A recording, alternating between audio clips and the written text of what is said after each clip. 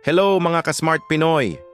Alam nyo ba na yung mga balat ng gulay at prutas na tinatapon nyo araw-araw ay pwede palang maging ginto para sa inyong mga halaman?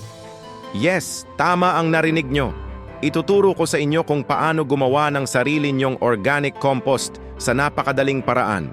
Kumuha lang kayo ng isang lumang timba o kahit anong lalagyan na may takip. Butasan nyo ito sa ilalim para may daluyan ng tubig.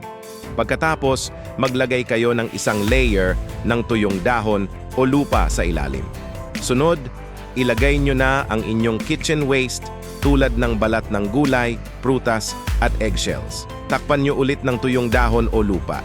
Gawin nyo lang ito ng paulit-ulit hanggang mapuno. Paminsan-minsan, haluin nyo ito para mahanginan at mas mabilis ang proseso. Sa loob lang ng ilang linggo, mayroon na kayong libre at masustansyang pataba. Napakadali, di ba? Makakatipid ka na, nakatulong ka pa sa kalikasan. Para sa mas maraming tips tulad nito, huwag kalimutang mag-subscribe sa aming channel at i-click ang notification bell. Maraming salamat sa panonood.